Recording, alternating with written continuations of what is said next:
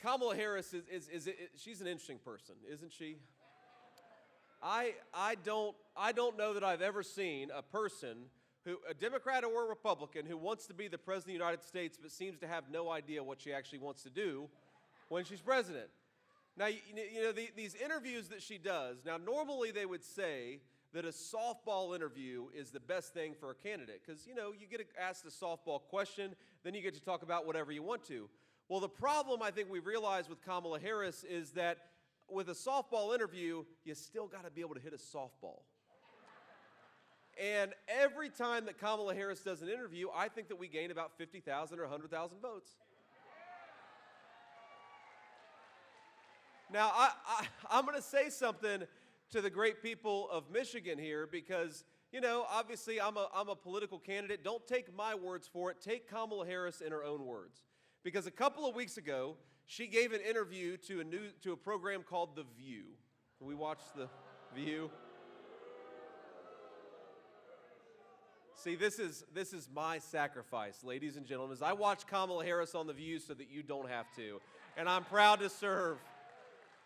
But that's maybe the hardest part of my job, is watching programs like The View when Kamala Harris goes on. Well, she goes on The View, and I believe I was in Tucson, Arizona, and I get a phone call from the president's communications director, a guy by the name of Jason Miller. You've probably seen Jason on TV. He's a good guy. He does a good job. So Jason calls me, and he's like a kid the night before Christmas. He's like, Senator, did you see this interview? And I said, no, I haven't seen the interview. He said, they asked her whether she was going to do anything different from Joe Biden, and she said, nothing comes to mind. Now again, the clip is out there for the people watching at home on TV. Go and watch the clip where they ask Kamala Harris, would you have done anything differently from Joe Biden? And she says, nothing comes to mind. Now in her defense, that maybe could be the slogan of the Kamala Harris campaign. Nothing comes to mind. Because there's no substance.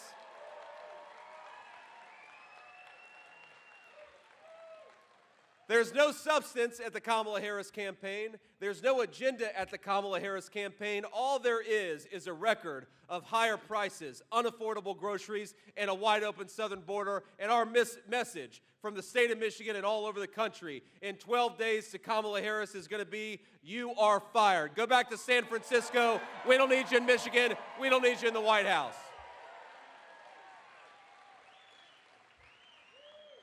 Now, one of the reasons I love to be in Michigan is that we have got the proudest tradition of craftsmanship and of making things in the great state of Michigan. And look, I'm a Buckeye. It is hard for me to say nice things about Michigan. But thank you. Remember, the vote that matters, the battle that matters, is making Donald Trump the next president of the United States. That's what can unite Buckeyes and Wolverines. It's like the lion laying down with the lamb. Thank you. So, here's the thing. Under Donald Trump, the American auto industry, our great Michigan auto workers, were thriving. And the reason we were doing better than we had in 30 years is because Donald Trump recognized something that, frankly, Republican and Democrat leaders, both parties, had neglected. And it's that if foreign corporations want to use slave labor in China or Mexico, the only way to fight to protect American workers is tariffs. Slap a big fat tariff when they try to bring that crap back into our country. That's how you protect Michigan auto workers. Now, you see Kamala Harris every day. She's attacking the concept of tariffs, but when you attack that, you are attacking the future of the Michigan auto industry. And it's not just that. It's not just that she wants to destroy the Michigan auto industry. It's that she wants to tax all of us so that we can buy electric vehicles made in China. It's the worst economic plan in this country, and it's especially bad for the people of Michigan. Because here's the thing. All of the mining is done in China. All of the materials and the supply chain is in China. So when Kamala Harris says we're going to tax American workers so that they can buy cars, force them to buy cars made in China, what Donald Trump thinks is, first of all, this is America and you ought to be able to drive whatever in the hell car you want to. That's principle one.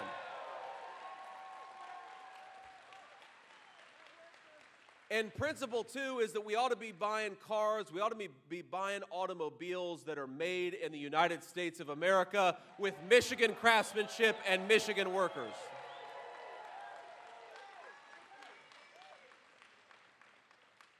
But let's just recount a couple of the bad things that have happened to the auto industry just since Kamala Harris became our vice president. Stellantis announced that it would permanently lay off 2,500 Michigan auto workers, the folks who are making the Ram 1500. And we know a lot of those jobs are going to Mexico or being destroyed altogether.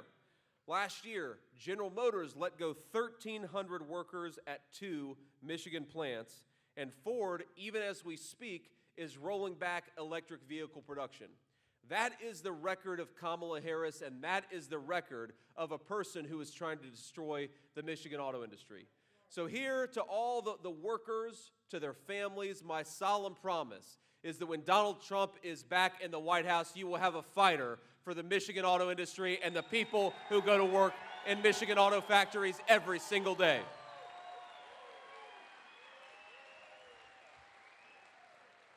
And I hate to say it, more bad news. I'm giving you nightmare fuel, but I'm giving you nightmare fuel so that we make sure that Kamala Harris doesn't become the president, right? That's what we're here to do. But her electric vehicle mandate, basically trying to force every American to buy electric vehicles, and again, most of them are made in China, what that would do is that would put 117,000 auto workers out of a job. Isn't that crazy? Isn't it crazy to have an American leader, a person who's running for president of the United States, appear to not give a damn about one of the most important industries in the United States of America?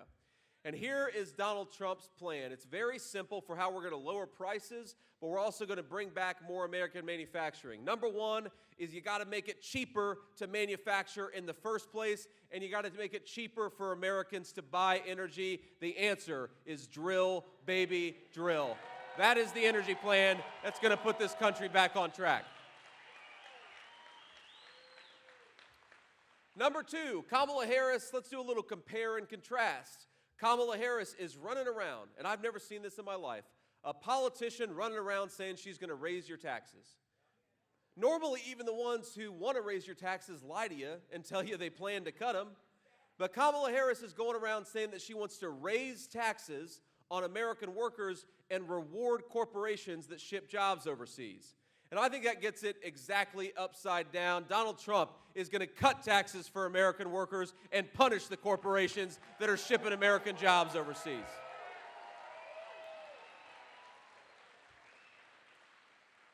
And of course, that's not the only difference, because while Kamala Harris opened the American southern border, she bragged about it. On day one, she became the border czar, and they did 94 executive orders, suspending deportations, stopping Donald Trump's Remain in Mexico policy, opening the floodgates to illegal immigration in the United States of America.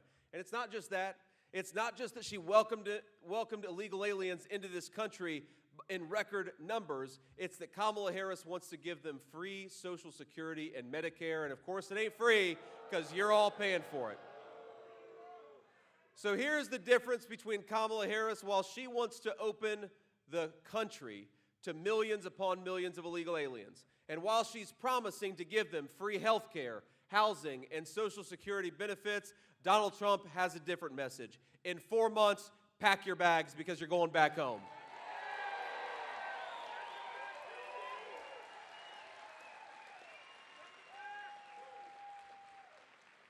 Now, the media always talks about compassion, the need to be compassionate. And I agree, we ought to be compassionate. But let me say two things about compassion. Number one, our compassion, American leadership's compassion, has to start with American citizens, with people who have the right to be here in the first place.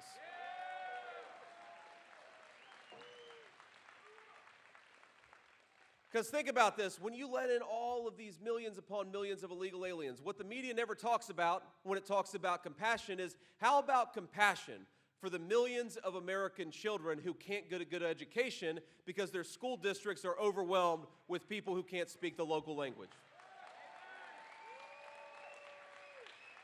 How about we talk about compassion for the millions of Americans who are mourning their relatives who died of a fentanyl overdose from the poison brought in by the Mexican drug cartels? How about compassion for people who are waiting for 3 and 4 hours at hospital emergency rooms because we've let in so many people that the American citizenry can't get access to health care at their own hospitals? Let's have compassion for those American citizens. And let's have compassion for the millions of young Americans who would like to buy a home but can't because housing is unaffordable in the United States of America. And this is something, my friends, the press never wants to talk about this, but here, if you want to solve the housing problem, if you want to make housing more affordable for America's people, you got to do two things. Number one, cut out the ridiculous regulations, lower energy costs, and build more housing. That's number one. You got to build more housing. But number two, you got to make sure that American homes go to American citizens, not to people who have no legal right to be in this country.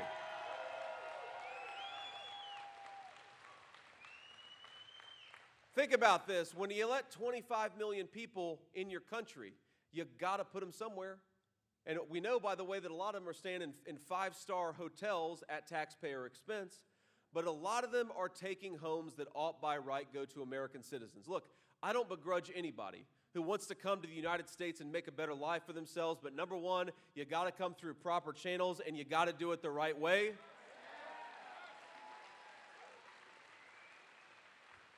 And number two, we need an American president who recognizes the first responsibility of that president is to the American citizenry. We need Donald J. Trump back in the White House.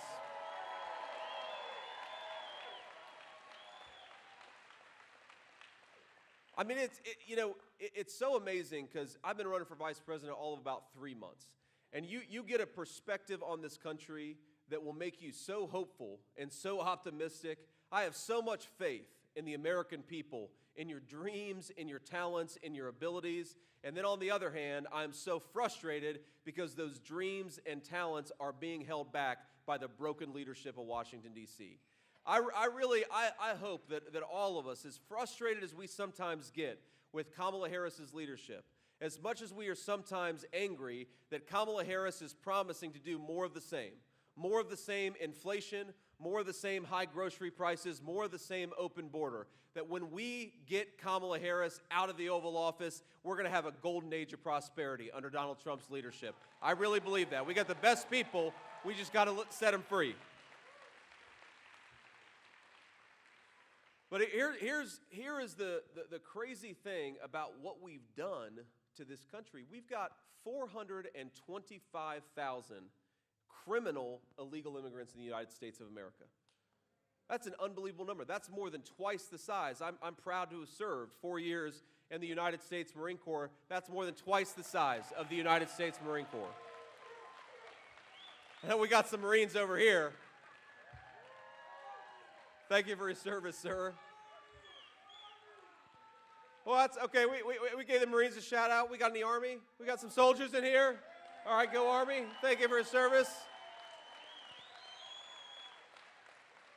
How about the Air Force? We got any Air Force folks in here. There we go. My friend Fallon. How many sailors? We got any sailors? There we go. And I know we're in Michigan. We got to have some Coast Guardsmen in the great state of Michigan. God bless you guys. Thank all of you for your service. And here's the thing that we have got to do a better job at, is we got to do a better job at reminding Americans and the people who put on the uniform that we respect, we love them, we admire them, and we're going to fight for them. And what kind of message does it send to American veterans when thousands of them are sleeping under bridges and on park benches, but we've got 425,000 illegal criminal migrants in the United States of America? It sends the wrong message. But we're going to send a message when Donald Trump is president that we respect and honor every person who put on the uniform in this country, and we're going to fight for you, and we're going to fight for your safety, for your security, and for your prosperity. Now, I'm going to open the floor up to some media questions here in a second, but I want to leave you with one final thought before we take some questions from the reporters. I really believe, I talked to Pete Hoekstra about this earlier today, I'm not BSing you. I think we're going to win the state of Michigan, and we're going to win the whole presidency for this country. I really do.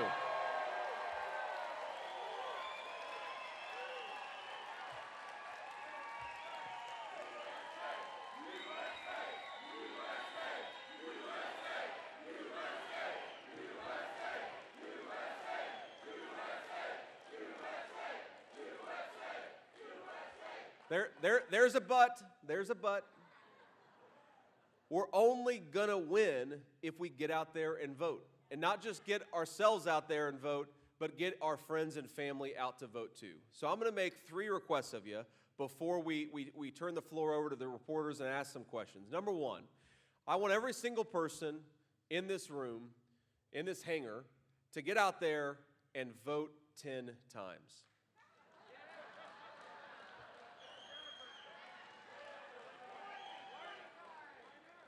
Now it's going to be a Washington Post headline, Vance encourages voter fraud in Michigan. Here's the legal way. The legal way that we're going to vote 10 times is we're going to take ourselves to the polls, and we're going to take 9 friends and family along with us. That is the good old-fashioned legal way to vote 10 times. Because you even just go back to 2020, you look at the margins on some of these states. If every single person here gets 10 voters to the polls, that could be the difference between Kamala Harris and Donald Trump sitting in the Oval Office for the next 4 years. And I know all of us, we want to wake up on November the 6th, yes, victorious, but knowing that we did everything that we could to get Donald J. Trump across the finish line. So get out there and get everybody to vote. That's request number 1. Now, request number 2 is, I know a lot of you, I've seen you already take photos already. I want you before the end, maybe while I'm taking questions from reporters, maybe you want to take a selfie, go out there and post it on whatever social media you use. Even if it's just texting and emailing people, tell them why you're voting for Donald J. Trump. Because think about this, a lot of people are never going to hear the truth, not from the Kamala Harris campaign, and certainly not from their corporate media allies, but they can hear the truth from their friends and family. So let's commit to telling the truth over the next 12 days that Donald Trump is the president of peace and of prosperity for the American people.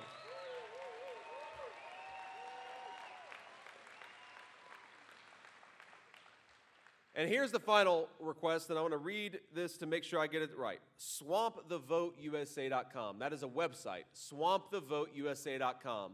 And you know on that website you can get information about requesting an absentee ballot, about where to vote, about checking your registration. We had in-person early voting begins everywhere in Michigan this Saturday, right, Pete? That's right, okay?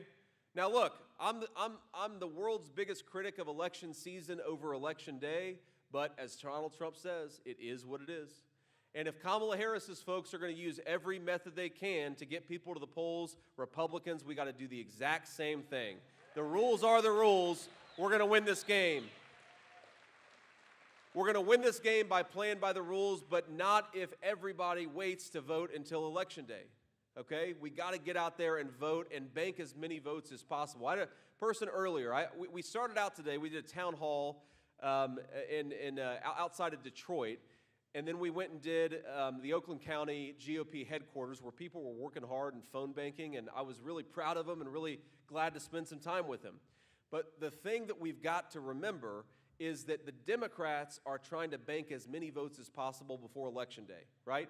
They're trying to go into the game with the score as good for them as possible, so why don't we do the exact same thing and get out there and vote and make our voices heard? We got to do it.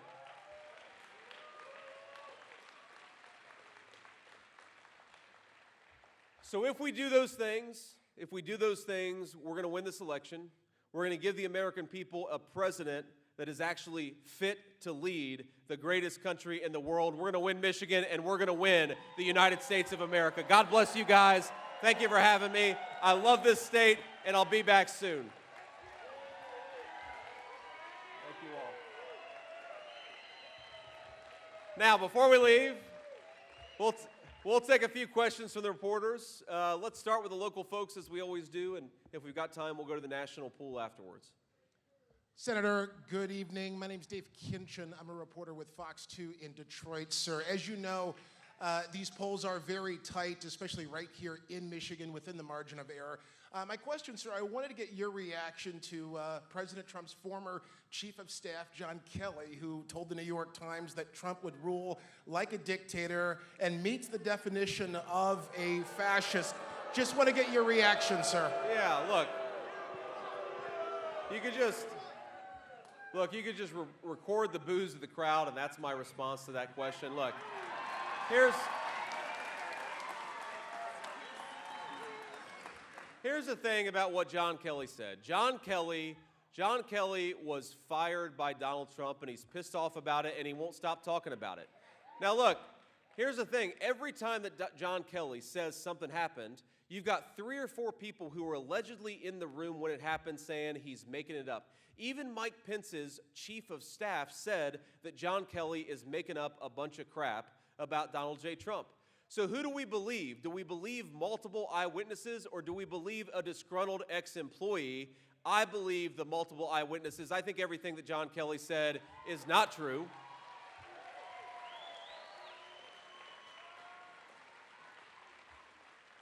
But I also think, I mean, look, you guys are reporters, and I think a lot of the folks here know how this works. John Kelly didn't come out of his own volition. I guarantee he talked to somebody on Kamala Harris's campaign beforehand. And we got to ask ourselves, why are the media, and most importantly, why is Kamala Harris talking about a disgruntled former employee instead of the fact that under her leadership, grocery prices are up 25% in the state of Michigan? Instead of talking about something that happened 5 years ago, why doesn't Kamala Harris talk about what happened 2 years ago when she cast the deciding vote on trillions of dollars in new spending and made housing, energy, and groceries unaffordable for the people of Michigan?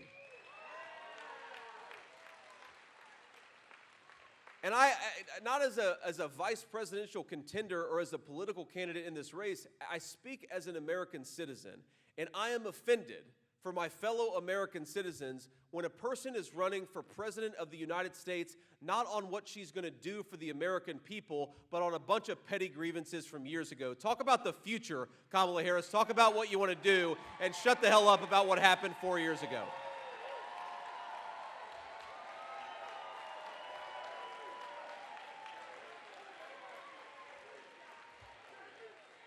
Next question. Hi, Senator John That was King. loud. I am a loud person. John King with Michigan Advance. You were talking about the centerpiece of former President Trump's economic plan being tariffs. Could you maybe explain more in terms of tariffs are paid by the consumer? In fact, putting a tariff on anything is a tax on American consumers. So if you could explain that, if that's wrong, explain how a tariff is not paid by the consumer. Here's why this is wrong. So first of all, let me give you a very precise example, and then 2, let me try to understand the theory behind it. Number 1, we actually already had a president who imposed tariffs on China, who brought back American manufacturing, and when that president, Donald J. Trump, was president, inflation was 1.5%.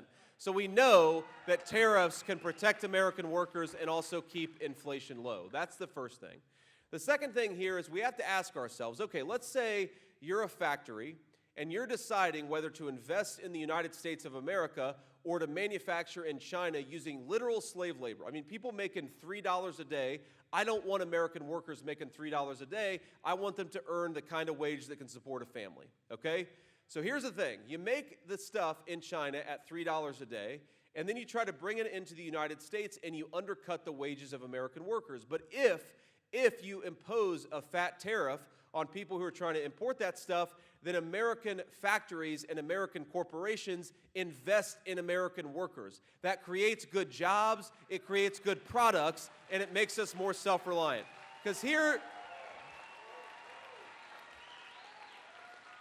we have to remember the same people that said that tariffs always lead to price increases are the same people who said that it would make our country richer if we let China and Mexico manufacture all of our stuff. Now, we all should have learned the hard way During the COVID pandemic, remember, when hospitals couldn't get hospital gowns and surgical masks for their surgeons because all that crap was made in China. So Americans are paying more for health care. We don't have the medicine and the equipment that we need. We're poorer off, and we're also more reliant on our biggest adversary in the world. That is not a path to prosperity. That is a path ultimately to national slavery. Donald Trump's economic agenda is the path to prosperity and freedom for American people.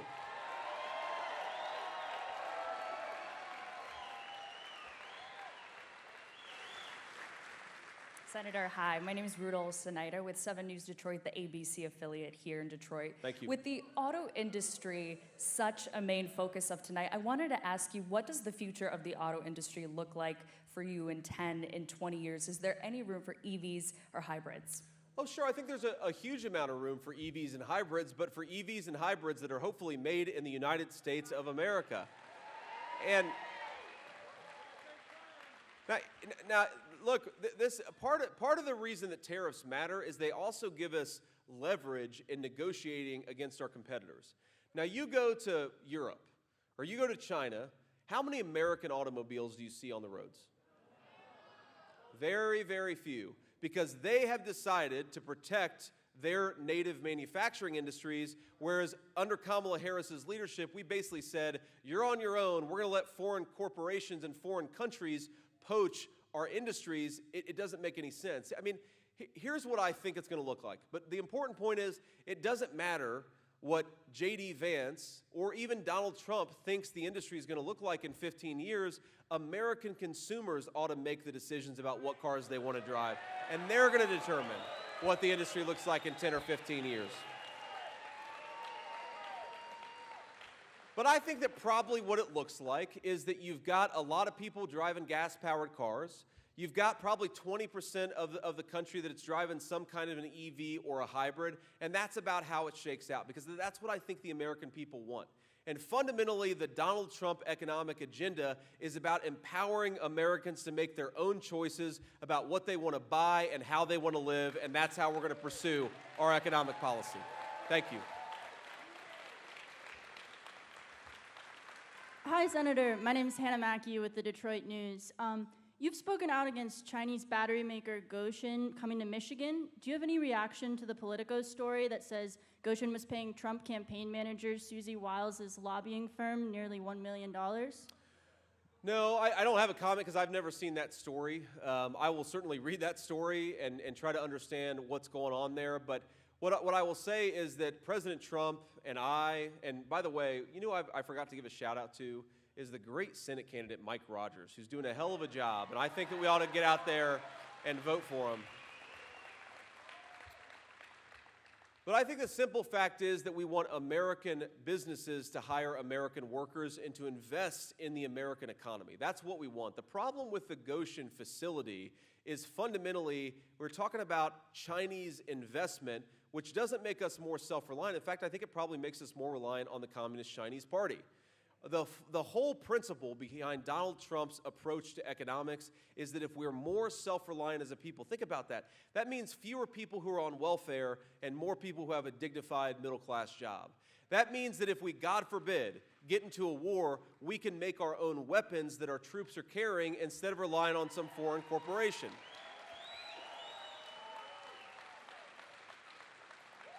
Let me give you two statistics that really ought to scare the hell out of us, my friends. Manufacturing GDP, China controls 32% of manufacturing GDP. The United States controls 18% of it. We used to be the manufacturing power of the entire world. We're going to get back there under Donald Trump's leadership. Let me give you a second statistic that should worry us. Last year, for the first time in a very long time, America became a net importer of our food. You know what that means? That we import more food than we grow for our own people. So the Kamala Harris pathway is we don't make our own stuff. We don't even grow the food that is necessary to feed our own people. That is a pathway of reliance on the worst people in the world. I want Americans to be reliant on each other and on our own citizens. Let's do one more question. Hi, my name is Darylyn Horn. I work with WWJ News Radio in Detroit. Stellantis is not an American-owned company, so how will you hold the CEOs accountable and help those people who were laid off?